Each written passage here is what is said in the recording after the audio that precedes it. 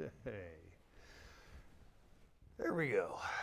Hello, everybody. My name is Tom Timbrooks. I am running for the Oregon's Congressional District 6 for United States Congress. This is my show. I'm going to tell you a few things about myself, try to establish the value that I have that I'll add to Oregon if I'm elected to the position. I'm running on the Republican ticket. This is 2025 right now, and I realize the election's in 2026, which means, this is Oregon. It's our Congressional District 6, which is fairly liberal. So I think, I'm going to have to work a lot to get the hearts and minds of the voters. So, presently we have Andrea Salinas, who is, I think she's doing a very good job and everything. There's a few things that I think I could add. So that's why I'm running. So anyways, Tom Timbrooks, Oregon's 6th Congressional District for United States Congress, House of Representatives. That is the position that I am hoping to get. Please vote for me. So for today, I'm going to get some slides on here. And there I am. Man, I am one good-looking guy. Oregon's District 6, Republican Party. Yes, I was in the Marine Corps. That is an Eagle, Globe, and Anchor. And I am campaigning on the whole idea, more jobs for Oregon means less dependence on government welfare. And this is one of the things that Andrea Salinas, she's very good at, is getting government welfare over to the Oregon people that need it. And that is an important thing. Government welfare is, if it's available, let's get our share of it. But I would rather not have the population dependent upon it. And now I am a manufacturing engineer. I've been a manufacturing engineer since about 1999. I think it's 98, 99, somewhere around there. It's a long time ago. So I've got a lot of experience as a manufacturing engineer. I understand industry really well, and I know that I can provide thousands of jobs to Oregon, probably tens of thousands of jobs across the United States. So that's where I'm going on, and that's why in my little flyer here I say more jobs for Oregon means less dependence on government welfare, which is a good thing. And little Eric Quill, I'm trying to get this quote here. Maybe I can copyright it. George Carlin warned us about stupid people in large numbers. I'm warning you about corrupt politicians that have been strategically placed. And maybe not so much corrupt politicians as just politicians with really poor judgment. Politicians that, what was it, Mark Twain? Mark Twain once said, it's not what we don't know that gets us in trouble.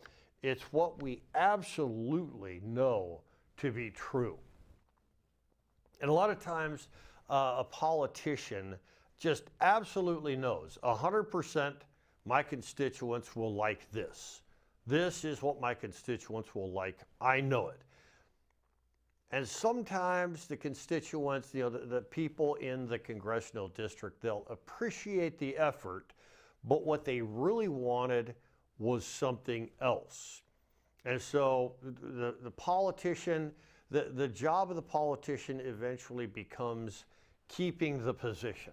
I have to keep the position because I like being a politician. I think I know more than everybody else. I think I can do a better job than anybody else, and nobody's going to tell me I don't know what I'm talking about, and this kind of thing. So maybe corrupt is a bad word. Well-meaning politician, maybe something like that. I'll look for a different phrase that might be a little bit less offensive to other people. I'm not saying that all politicians are corrupt. That I really don't think that's possible. But anyways, so beware. George Carlin said something about stupid people in large numbers, and I'm saying, well, yeah, that's absolutely true, George. Also, watch out for corrupt politicians who have been strategically placed, because it really doesn't take very many strategically placed bad politicians to cause problems in a good system. So that's my whole meaning there. So, hey, there I'm saying it again. So do I look better in black and white, high contrast, or color? I don't know. So today, what I want to talk about is some legislation that I want to have passed. And this is something that I'm going to concentrate on when I get to Congress, if I'm elected. And, all right. I have to keep my throat wet because, seriously, the allergies are getting to me. I just spent the last couple of weeks just coughing and coughing and hacking and coughing. I'm going to put a lozenge in my throat because I don't want to have to start coughing and everything. Just, oh God, terrible. I also brought, see, I am an old person. I don't know if you've noticed it or not, but I am kind of old. And something that old people always have, tissue, okay? If you ever meet an old person that doesn't have tissue readily available, suspect that person. That person's up to no good. Old people always have tissue, okay? So, back to the legislation I was talking about. A PLC is a programmable logic controller, okay? And what these programmable logic controllers do is they control the infrastructure like stoplights. Okay, this is a simple traffic light. And anytime you go through an intersection, you see the traffic lights, you'll see this big gray box that is beside the traffic light. And this big gray box has inside of it programmable logic controllers, okay? Now, the emphasis here is on programmable, okay? Programmable logic controllers. The type of programming that is done with this is called ladder logic. Now, ladder logic programs have been around for 30, 35, maybe 40 years. But that is, when these things were invented, like 30, 35, 40 years ago, whatever, a long time ago, that's the programming that was used, and it really hasn't changed very much at all. In fact, these PLC devices were an essential part of the uranium enrichment program that happened, like, I think it was probably about 10 years ago, something like that. And what happened was a program called Stuxnet. This Stuxnet program probably developed by the American CIA or whatever in Israel. The Israeli Defense Force or whatever, the intelligence network over there. They developed this program, this Stuxnet program, and eventually the Stuxnet program got put on the programmable logic devices inside of the uranium enrichment facility. And what it caused these PLCs to do was basically you have these centrifuges that turn around really fast or at a specific speed. Well, these PLCs would cause the things to turn around at extremely high speed, and it would burn out the motors. But it would also tell anybody who is looking at the speeds that the speed of rotation is perfectly normal. It was a very complex program, and it like I said, it was put onto the PLCs in Iran. So, I mean, these PLCs can be pirated. They can be manipulated. They can be taken, the control that these PLCs exercise over our infrastructure, over our development, over what we do in America, the control can be taken away from us and given over to another country. Now, the thing about these PLCs that kind of bothers me right now is that they are made in China. Pretty much everything in the world is made in China.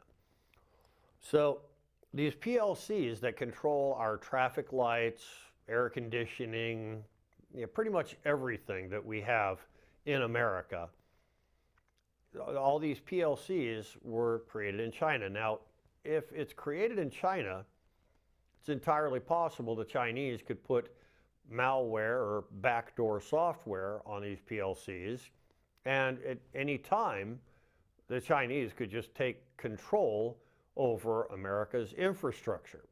So that is something that is frightening me. Let me go back to my slides because I think I might be going off a little bit here. Everyday programmable logic devices such as PLCs and embedded controllers, form the invisible nervous system of our most critical infrastructure.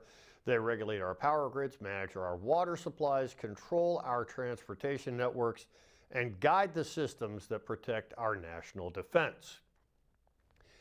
A substantial number of these devices are not made here in America. They are manufactured in countries that do not share our values. They do not support our freedoms, and in some cases, do not hesitate to exploit any digital vulnerability to their advantage.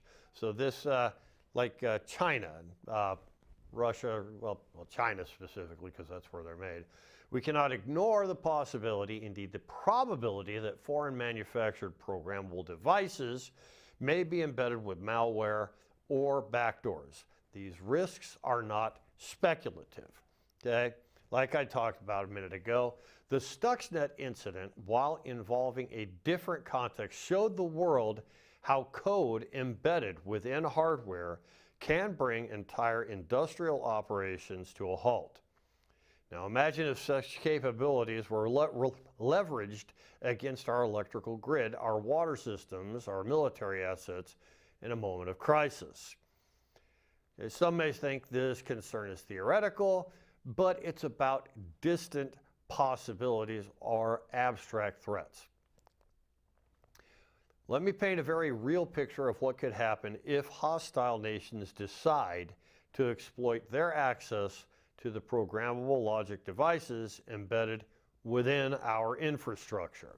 And this is where I talk about, I mean, we drive around all day and do things all day long with the reasonable expectation that any kind of potential problems are taken care of, because it's fairly reasonable. Okay, we drive through intersections, we see a green light, and we presume that the other lights are red. Traffic is stopped in those directions, we can go through here. We go to a grocery store knowing that the refrigerated food department, the food isn't spoiled because it's been refrigerated all night long.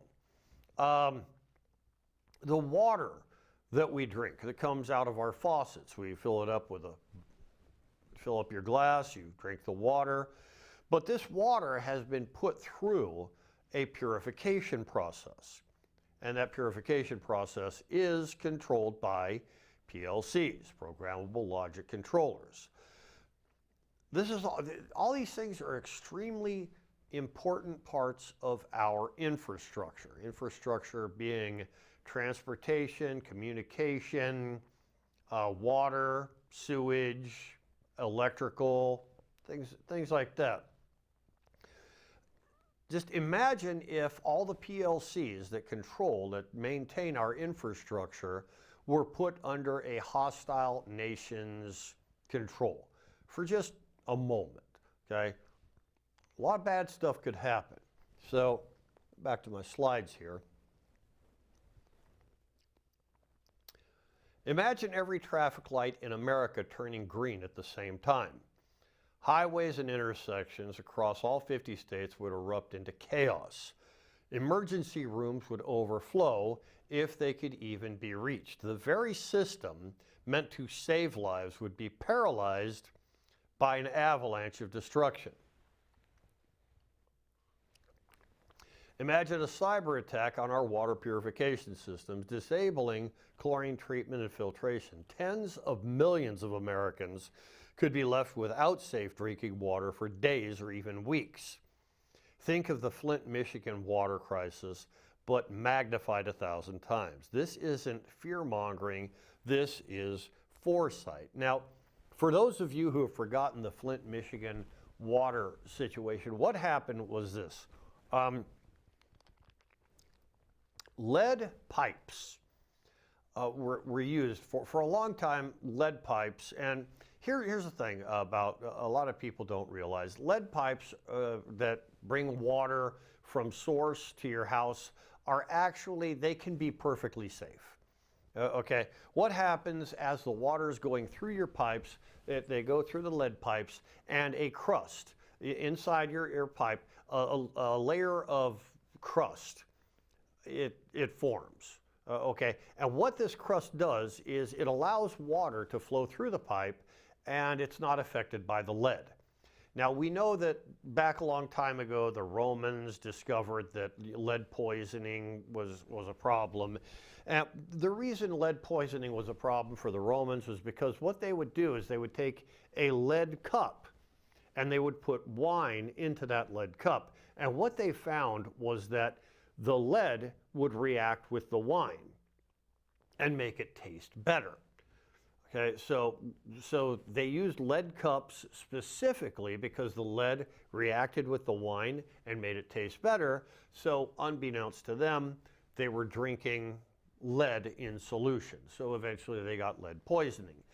This is not the same thing as using lead pipes for water coming to your house. Okay, so what happened in Flint, Michigan was these lead water pipes that brought water in, they have this crust on the inside of the pipe. They were subjected to a kind of soapy substance, a surfactant. It's called a surfactant. And what this surfactant was supposed to do was clean something out. I forget the particulars. But once this surfactant was exposed to the crust that developed over many, many years in these lead pipes, the crust, not the lead itself, but the crust that was formed inside the lead pipes was shaken loose. And all of that crust that's been there for decades was forced, as the water flowed through the pipes, it was forced into the house. It would get into the shower, into the sink, the dishwasher, the bathtub. And so anybody that was exposed to the water was exposed to this crusty system, okay? Now, this was not caused by a PLC problem, but this does kind of expose the vulnerability of our water supply and how it is vulnerable to any kind of enemy attack, a terrorist attack even. So if these PLCs, if the programmable logic controllers that control the filtration system and the delivery system of our fresh water are taken control of by some kind of hostile element, some kind of government that just doesn't like America, it's entirely possible that the same thing that happened in Flint, Michigan could happen across the United States. And people all over the United States would be left without clean drinking water, which is a very significant problem if that happens. Grocery stores would, you could go to the grocery store and get bottled water, but at some point, I mean, it's just like the toilet paper scare back during the COVID crisis. You would not be able to find bottled water. There'd be people who would hoard bottled water, and they would say, yeah, you want a bottle of water? $100. I bought it at the store for $5, but for you, $100. That kind of thing would happen. So yeah, this is one of the one of the things that could potentially happen if these PLCs have, if these PLCs that were built in China have actual malware, spyware, backdoor software that would allow the Chinese government to take control of the PLCs. This is the type of thing could happen. All of the green lights, all of the traffic lights in America turn green. Millions of people would die. Horrible crashes everywhere. Our transportation system would be interrupted. The PLCs that control power to all of the airplanes with the air traffic controllers and so forth. I mean, they could just turn off all the power, and the air traffic controllers would be left without radar, without communication. We'd have 1 million people flying around in the air, and there would be no way to communicate with them. So this is a very, very real possibility. Okay, and let's go to where I'm going here. Yeah, consider our aviation infrastructure, navigation systems like GPS and VORs. Oh, and for those of you who don't realize, a VOR, it stands for very high frequency, omnidirectional, and ranging. And what this is, it's a big white tower. It's probably about 30 feet in diameter. It's probably about 50 feet high. And what it does is it sends out a directional signal. Okay? And we have these VORs, these great big white towers all over America, these VORs. And what it does, one VOR will send out a directional signal this way, another one will send it out this way, and an airplane can triangulate its position based on where it's at according to these VORs, okay? So these are very important things. If we were to take these VORs out of the navigational system, it would be very, very difficult for airplanes to navigate. They wouldn't know where they're, especially at night. They could run into each other, they could crash and everything. This would be a very, very bad situation. And this is something that could potentially happen to the United States at any time, really. So, yeah, that's something that should be. It should be keeping military strategists up at night, because it's a significant threat. Okay. A coordinated disruption could strand millions of travelers mid-flight, leaving aircraft unable to land or communicate. Airports would become scenes of confusion and panic. The economy would suffer billions in losses in a matter of hours. Law enforcement and fire departments, depending on programmable dispatch and communication systems, could go dark. Emergency services could grind to a halt just when the public needs them the most. The most harrowing scenario of all is the entire United States Navy, whose ships rely on programmable systems for stability, propulsion, and coordination, could be rendered utterly inoperable. Vessels might become floating coffins, adrift or even sinking, not due to enemy fire, but because of foreign code. An attack of this nature would make Pearl Harbor seem like an historical footnote by comparison. And what that is, these giant ships, you've got this huge, huge aircraft carrier, great big ship, aircraft carrier, okay? Well, on the surface of there, you have airplanes being moved around, you have people being moved around. Inside the aircraft carrier, you have people going here, people going there. The aircraft carrier has to be kept stable. And the way the aircraft carrier is kept stable is through the use of pumps. There's a certain amount of ballast water that exists in the bottom of the aircraft carrier. As if the carrier lists to this side, water is pumped to the other side, stabilizes it. Comes too much to this side, it's pumped over here. And so in an aircraft carrier, a gigantic ship like that, this ballast water is constantly being pumped around. And what controls these pumps? Programmable logic controllers. Now let's say these PLCs on an aircraft carrier all quit at the same time due to some code that was written by some hostile government. What's going to happen? The aircraft carrier is going to list to one side. It's not going to be able to recover. So it's going to continue listing and continue and continue until stuff starts falling over to this side. And because stuff starts falling over to this side, it's going to list even further, and eventually it's just going to slip into the ocean. How many people are on an aircraft carrier? Like 5,000, 6,000? That's all just going to, it'll all just slip into the ocean without a shot being fired. No missiles, no rockets, no torpedoes. The enemy government wouldn't even need a navy.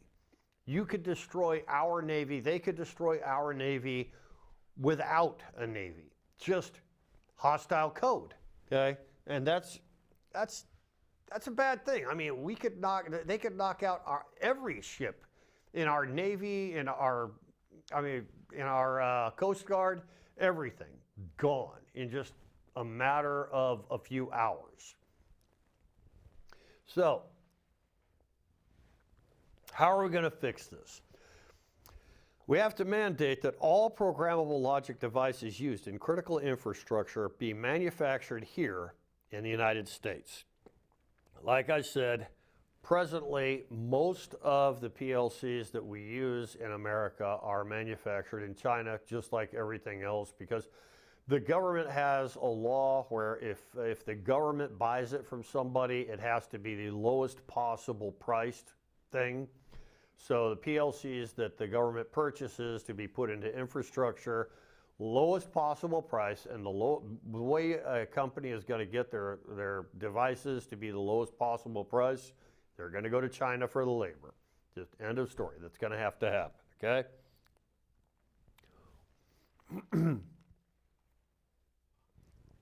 Our national infrastructure is only as secure as the components it's built on. We cannot afford to outsource our safety, our security, or our sovereignty. The cost of inaction is not measured in dollars, it's measured in vulnerabilities, in dependence, and in the potential chaos of a digitally compromised America. You think about that. A digitally compromised America. 30, 40 years ago, digitally compromised was just an inconvenience. Now, digitally compromised would be a complete catastrophe. Everything we have depends entirely on communication through the internet. I mean, houses today aren't even built with phone jacks. Okay, I mean, I bought a house back in 2018, and the house didn't have a phone jack, okay? I asked, hey, where's the phone jacks for the house? Nobody uses landlines anymore. It's all internet. Okay, well, what happens when the internet is compromised? What happens when some foreign power comes along and knocks out all those cell phone towers and internet towers and everything? What happens when some foreign power comes by, knocks all that stuff out? None of our phones are going to be useful. You're just going to have a very expensive little camera there that takes decent pictures, but I mean, you won't be able to use it to communicate with anybody. So communications will be down. I mean, you won't even be able to find a phone booth. I think I did some research on phone booths, and phone booths are an anachronism. There are very few actual phone booths left. And even the hard lines, I mean, they're going away. So yeah, everything is internet. So losing the internet would be a catastrophe for America. We would lose, millions of people would die. It would be a horrible, horrible thing. So, so we have to regain control, ensure that the heart of our infrastructure beats with American strength, American integrity, and American independence. So this is what I'm calling Security and Economic Strategy, the American Infrastructure, Cybersecurity, and Manufacturing Independence Act. Okay, legislation does not prohibit foreign companies from selling PLCs in the U.S. It only requires that PLCs used in critical infrastructure be manufactured domestically. Foreign firms can still set up U.S. manufacturing facilities, partner with U.S. entities, hire American workers, and qualify for grants or tax incentives under the bill. Okay, so yeah, I'm talking about specifically the critical infrastructure. The PLCs, your car has PLCs in it, okay? Other things, your air conditioner. At your house, you have an air conditioner, and your air conditioner has a programmable logic controller in it. If your air conditioner stops working at your house, America is not going to be destroyed. So you can still have Chinese-made PLCs in your air conditioner, in your car, in your radio, in whatever non-critical infrastructure that you have PLCs in right now. So this bill, all it would really do, this act, all it would really do is affect the critical infrastructure, the PLCs that are required for critical infrastructure. They would have to be made in the United States just for safety purposes. Okay, so this mirrors the strategic model used in the CHIPS and Science Act. And that's, the CHIPS and Science Act was a thing that during the Biden administration, he wanted American manufacturing to concentrate more on chips, on science, on creating an industry or helping out the technology industry to develop its infrastructure a little bit better to do that. And a lot of money was pumped into it. But whether it was good or bad, that's not, I'm not going to discuss that right now. But what this act would do is it would require American corporations to have more domestic manufacturing. So, like I said before, the government requires that if a PLC is used by a government contractor, that PLC has to be the cheapest PLC manufactured.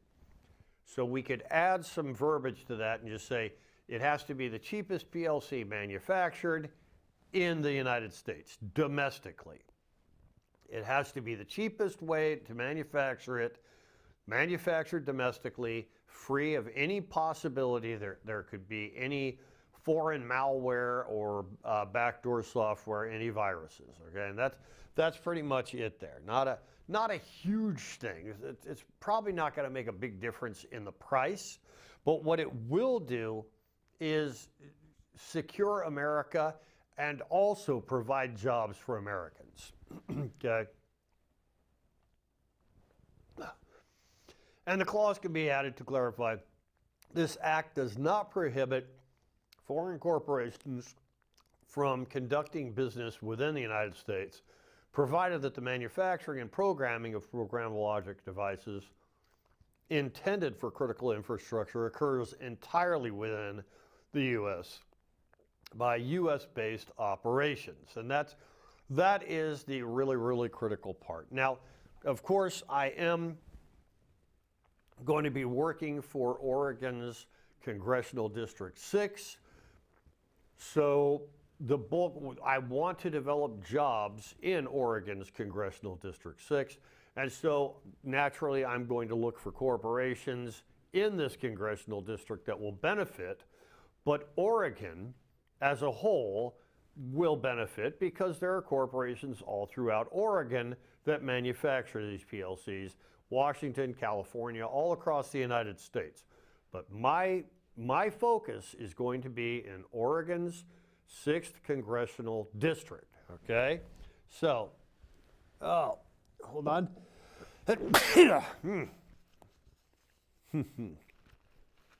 Old man's got to have his tissue.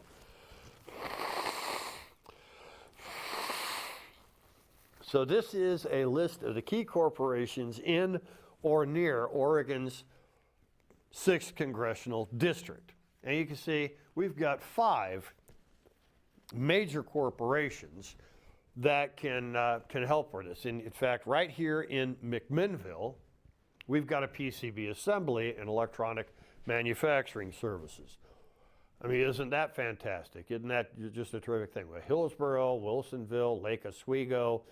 So there are 5 very good opportunities here for Oregon to have jobs. Okay, the PLC industry would really help out here. So this is me creating jobs for Oregon through legislation that I can put through while in Washington, D.C., while a representative for Oregon's 6th Congressional District. As a representative in the House of Representatives, one of the jobs that we have as representatives is to create legislation that regulates regulates America, helps to create job growth, and so forth. This is one of the things that I could do. And so far, right now, this legislation does not exist. So let's make it exist. Let's get it going, okay? So estimated jobs creation potential, while detailed forecasts are pending, economic modeling, rough estimates based on similar semiconductor and automation manufacturing legislation like the CHIPS Act, tens of thousands of jobs nationally, hundreds to several thousands of jobs in Oregon, depending on investment uptake, and significant opportunities in District 6 due to proximity to Salem. And Salem is in Oregon's 6th Congressional District. So is McMinnville. Industrial infrastructure and access to skilled labor. And that's what I'm talking about. Is one of the things that China is getting from us is our skilled labor. And we are losing those skills at a significant rate. Oh man, it is allergy season out there. Let me tell you what. I didn't make a show last week because, man, the allergies were just killing me. I was coughing and coughing and coughing. It was bad. But anyways, getting back to the thing there. See, as technology changes, as technology improves, different core skills are developed within the industry. Wiring, soldering, programming, what do we call it? Injection molding, things of that nature. Devices are getting smaller, they're getting less expensive, more efficient. If that's not happening in America, then we're losing the edge that America has had for a very long time. See, as a manufacturing engineer, what I know is organization is done from the top down, while improvement happens from the bottom up. Most of the improvements that happen in any manufacturing environment happen because the people who are doing the manufacturing, they just take notice of what's happening in their little work environment. They take notice of what's happening, and they talk to managers, they talk to engineers, they talk to the people who can help to make these improvements. Now, all of these improvements are happening in China right now. So when the manufacturing does come back to America, we're actually going to be behind the curve because we aren't going to be subjected to all the manufacturing improvements that were made in China. They're not going to help us out with the manufacturing. They've made all these improvements. They've done all these things. If America wants to make, go ahead, do the manufacturing. And so we're going to have to play catch up. And this is one of the problems with offshoring manufacturing, is any improvements that are made in the manufacturing process that could make the process more cost effective, more efficient, are going to be absorbed by the competition. So this is one of the problems that we're going to have to overcome also. Okay, so significant opportunities in District 6. Like I said, we've got corporations all over the district that can improve this. So strategic considerations for job growth. We're going to leverage existing infrastructure, utilize industrial parks and electronics hubs in District 6, which I just told you there's plenty of them.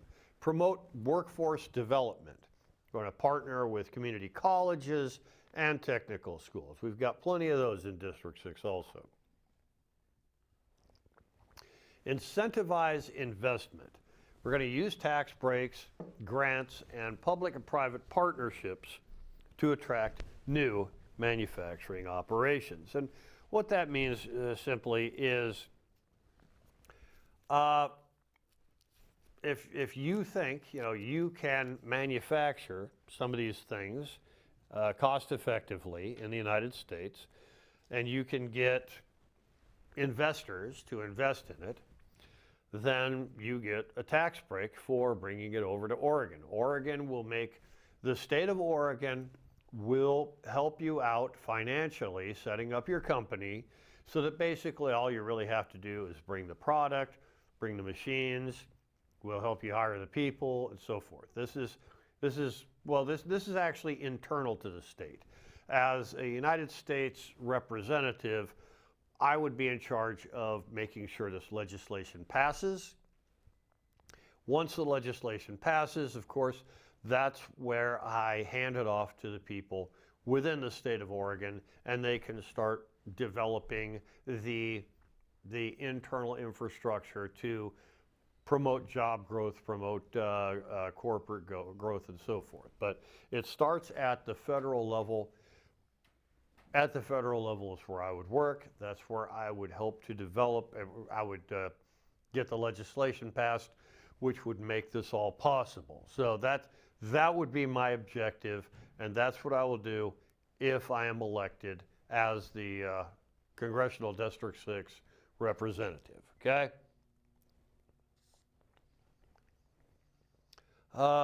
This guy right here. So this legislation aligns national security priorities with domestic economic development. By encouraging domestic PLC manufacturing, it reduces critical infrastructure vulnerabilities while providing high-quality jobs to communities like Oregon's District 6. It promotes self-reliance, resilience, and regional prosperity without closing the door to international cooperation under America's rules. Okay, so really, like I've been saying this whole time, forgot to turn off my ringer. I better get that before somebody calls me up. I'm probably not going to happen, but yeah, nobody loves me. Nobody calls me up. So okay, Bluetooth. Where's my ringer on this? Stop. Where's my ringer? You know what? I'm just going to turn the thing off. Power off. There we go. Yeah, there we are. Need to reboot anyway. It's very difficult. I mean, how many people actually know how to turn their phones off, huh? So, yeah. This is what I've been wanting to, another lozenge. Allergies, man. Oh, man. I don't know about you guys, but here's the thing. I was born and raised in Arizona. Blue skies, open desert, no allergies. My whole childhood was great.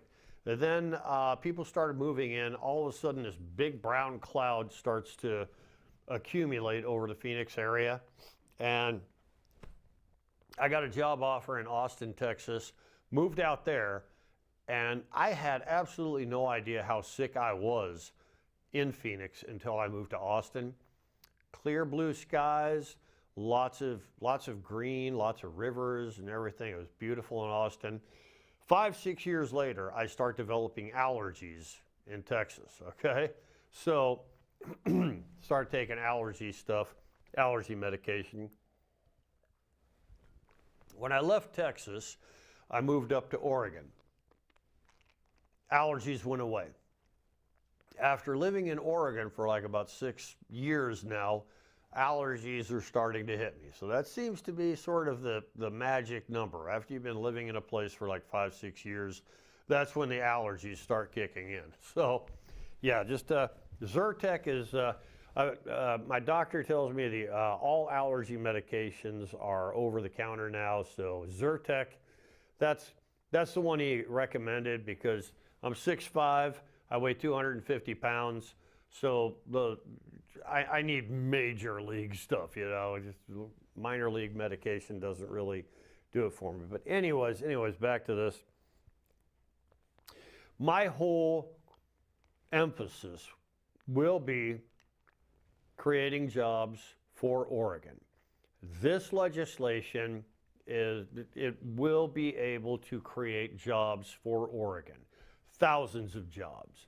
Thousands of jobs probably just in the 6th Congressional District. So voting for me means helping our district, our 6th Congressional District, to get more jobs, okay? Basically, that's what I want to say there, okay? So let's look at the rest of my slides here. I forget what I have on here.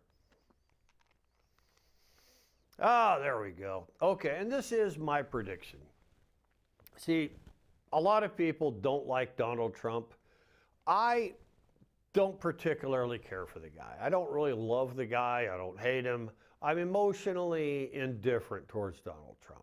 But one thing is for certain is that he doesn't need to be president. And a lot of times, the person that does the job the best is the person that doesn't really need the job.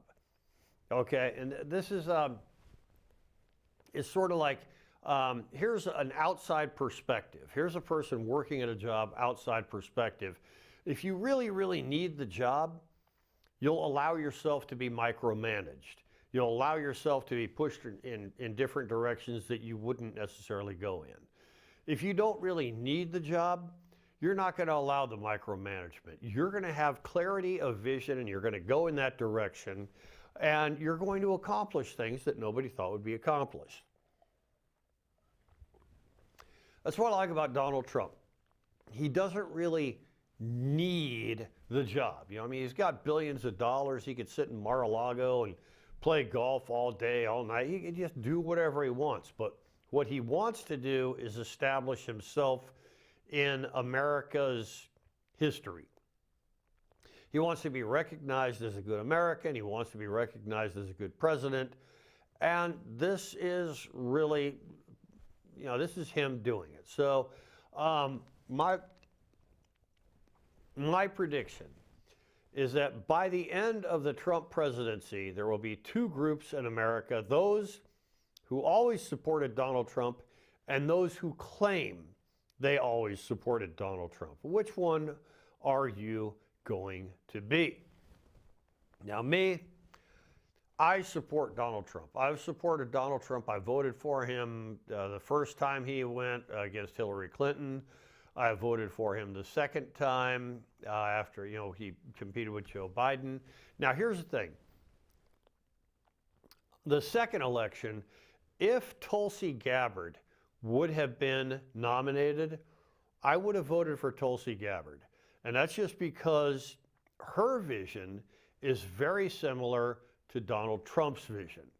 And I figured, I mean, there was a lot of hate, a lot of violence, a lot of bad stuff happening in America done by people who just really hated Donald Trump.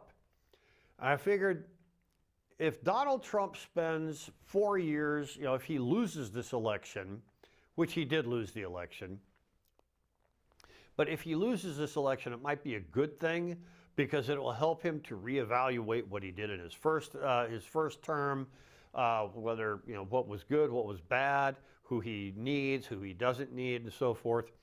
And so I looked at that and I said, you know, maybe the best thing would be for him to lose this election and maybe win the next one, which is what happened, except we had Joe Biden instead of Tulsi Gabbard. But Tulsi Gabbard is helping Donald Trump now, which I think is fantastic because she really does have a good vision for America. She understands democracy, constitutional republic, rule of law, all these really important things that people in government need to understand and don't necessarily follow through with right now. And something I really like about Donald Trump is a lot of the stuff that Barack Obama, I'm a Republican, but I like the fact that Barack Obama won, and I did vote for Barack Obama because, well, the person that was running against Barack Obama had I just didn't put a lot of faith in that administration. So I didn't want them to come to the White House because I just really didn't like them. Barack Obama had a lot of insight, a lot of ideas that I liked. I didn't much care for his concept of redistribution of wealth. That's socialism. I don't like that. But one of the things that Barack Obama said is it's not the government's responsibility to create business. It's the government's responsibility to create the infrastructure and protect the infrastructure so that business can develop. And that's absolutely brilliant, and I agree with that completely. I agreed with a lot of the things that Barack Obama did, and there were some things that he wanted to do but couldn't do because, being a Democrat, he knew he wasn't going to get the support of the Republicans. Well, Donald Trump is doing a lot of the things that Barack Obama wanted to do during his presidency, but couldn't because he wasn't going to have the support of the Republicans. Trump has the support of the Republicans, plus he has a lot of support from the Democrats as well. So a lot of good things are happening now that probably could have happened during the Barack Obama administration, but didn't because lack of support. And this is something I like about Donald Trump and his administration, is that a lot of the stuff he does it seems like he's getting lessons from all of the presidents in the near past. Okay, so really, if you think that he's fascist, dictator, whatever, look back in the history of the Democratic Party, because a lot of the things that Donald Trump is doing were actually ideas that were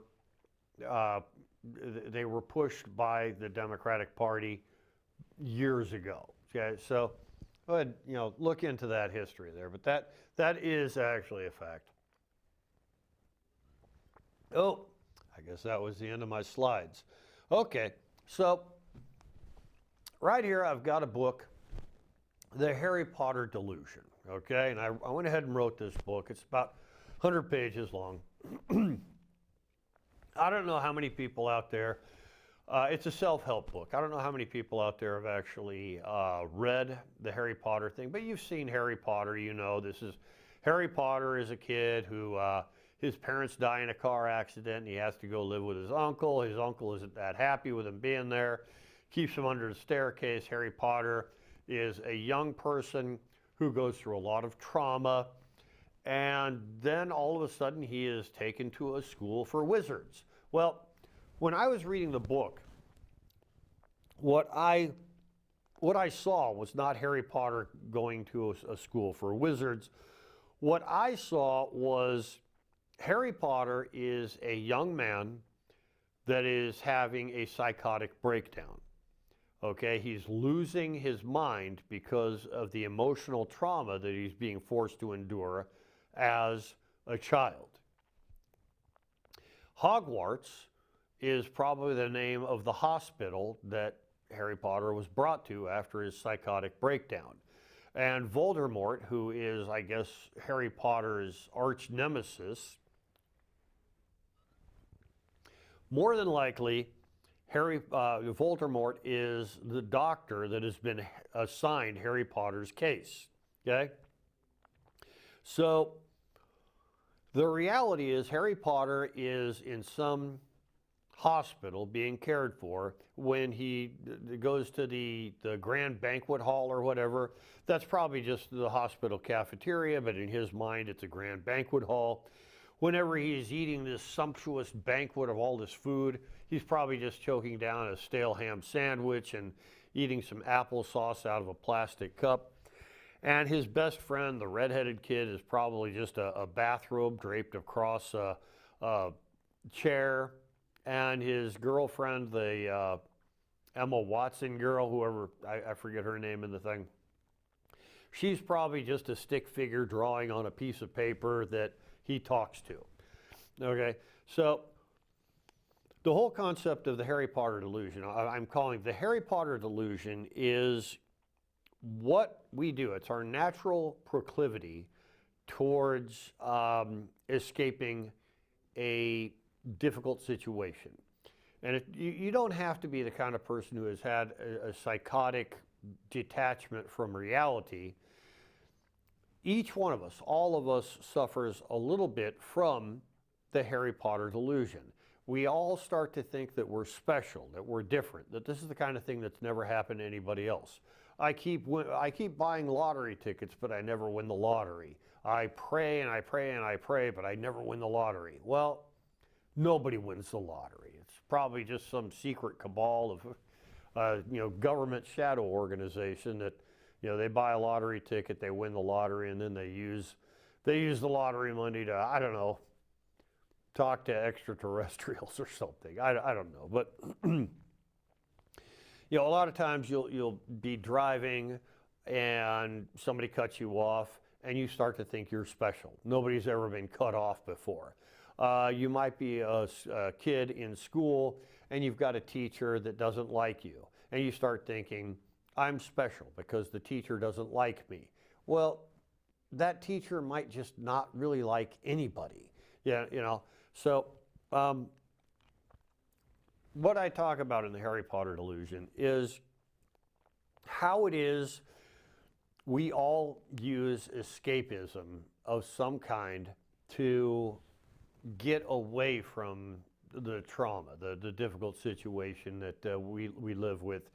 And I talk about how it is we can get away from this delusionary state that we're in and live our lives in the real world.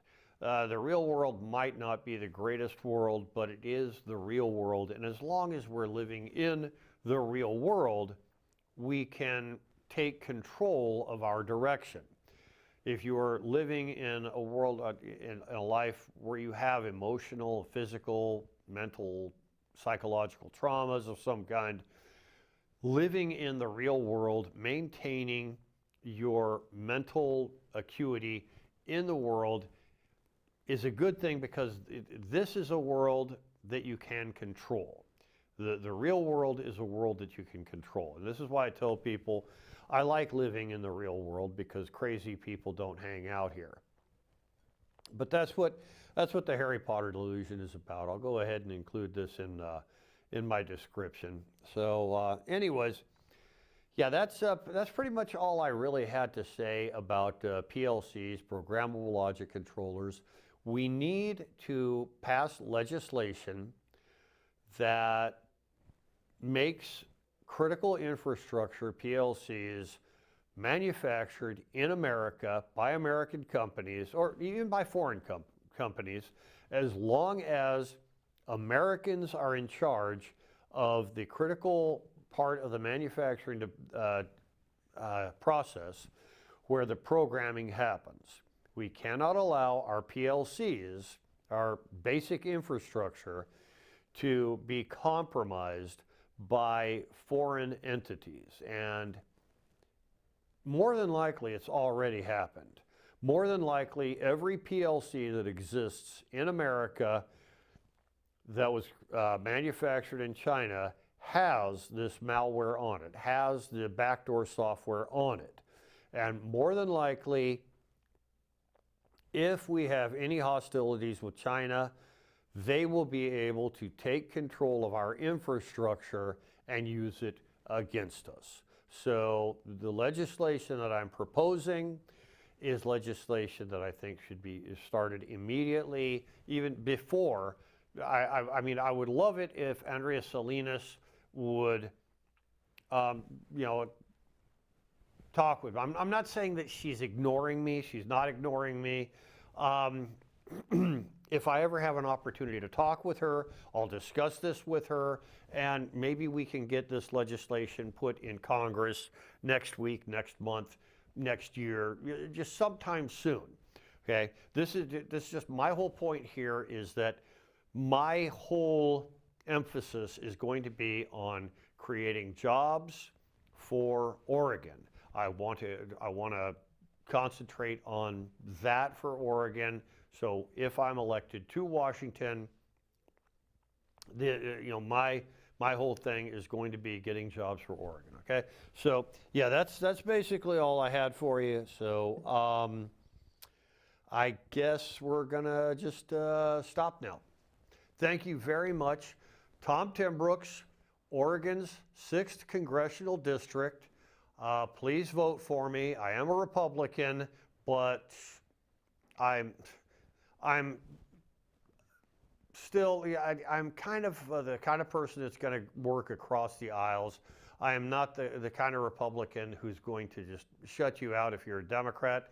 I'm going to work with everybody. Like I said, jobs for Oregon, less government welfare. Okay, so thank you very much for listening, and please vote for me.